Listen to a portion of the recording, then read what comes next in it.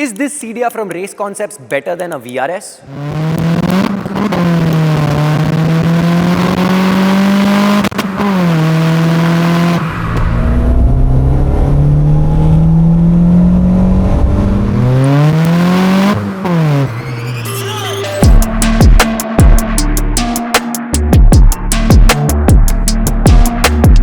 It's still front-wheel drive. It also has a 2-liter engine like the VRS, but it has a 5-speed manual. But this is Race Concepts build. That means the dial has been turned up all the way to 11 with a turbocharger. The question is, should you spend 15 lakhs on a 1.5 lakh rupee Cedia, or should you spend a little bit more and get a VRS? The answer might surprise you.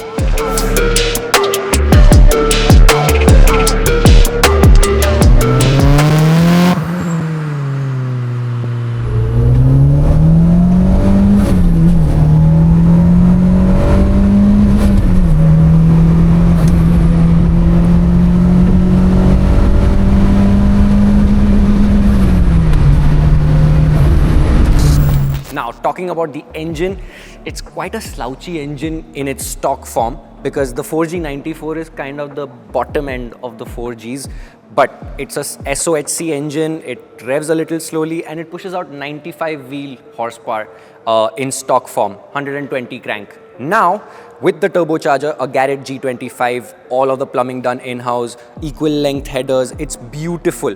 Now, it pushes out 264 wheel horsepower. That's close to 300 horsepower to the crank, making it a completely different animal. That's over double the amount of power that it actually pushes out in stock form. And the feeling is insane.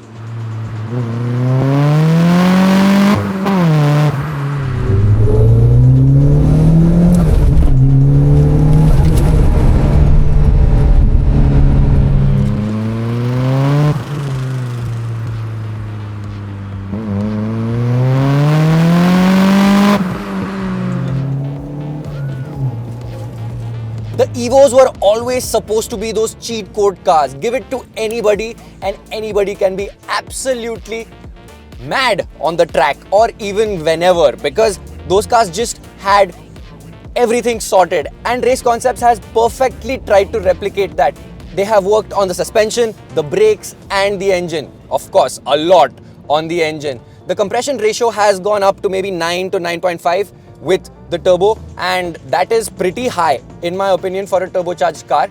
And now it's pushing around 264 horsepower to the wheels. It's pushing 360-ish Newton meters of torque, which doesn't sound like a lot, but now that combination means that the graph of power is very linear. That means that turbo is working whenever you want it to work. So even if you're at lower RPMs, the turbo is always like, hey, chal na, karna kuch, chal. And I love that. It's very usable power. You can take this car, give it to anybody, and whatever driving style they've got, you can basically extract a lot out of this car. The way this car goes into the corners is very flat. The suspension setup is quite compliant on the streets, but when you chuck it into a corner, it hooks, and it hooks well. The braking is pretty strong in this car. However, Cedias have a weird ABS module and a glitch in them that basically if you cross anywhere above 3 digits, sometimes it can lock up one side if you brake too hard, and that can be a bit of a heart to mouth moment. However, if you calibrate it properly or you fix it, that's not going to be an issue. This car has mods worth 15 lakh rupees. Yeah, that's a serious number. But when you're building a car like this, it actually makes sense, because it's not just about power, it's about making sure everything runs smooth and reliable once it's all put together. I've already told you about the Garrett G25 turbo, equal length headers, and all the custom plumbing that goes into making all this work. But that's just the beginning, because when you want to push big numbers, you have to do it properly.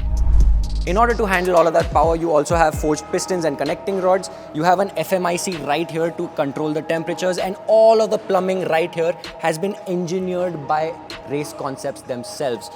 which takes a lot of skill. A lot of companies in the country do mostly plug and play stuff where a larger company abroad is doing all the research and you just fit it in like a domino. This is not that. This has required a lot of math. It runs on a standalone ECU and it runs on a base map that's done by Joel himself from Race Concepts. So it is all done in-house, and what costs money is the R&D and the skill set to do all of this engineering.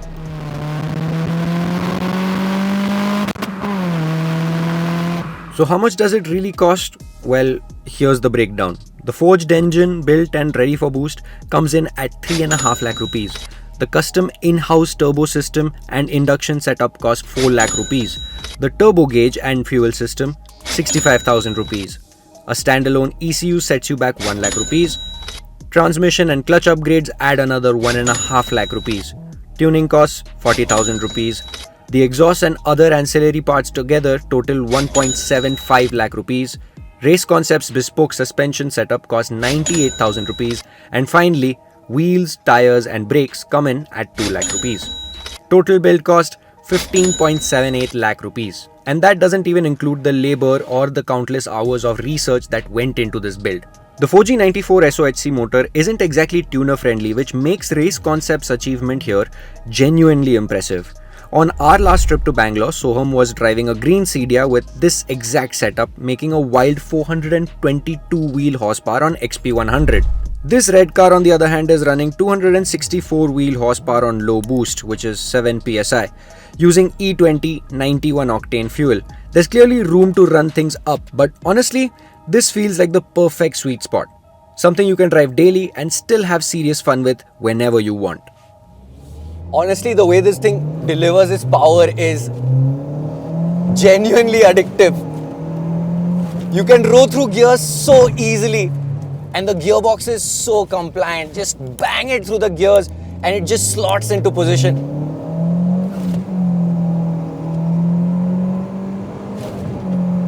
It's insane! I'm not gonna lie, I don't get to spend a lot of time with Japs or naturally aspirated cars that have been turbocharged, and this map is insane. The way it's so linear and so responsive on the throttle, it feels like a proper race car, especially when you start pushing it.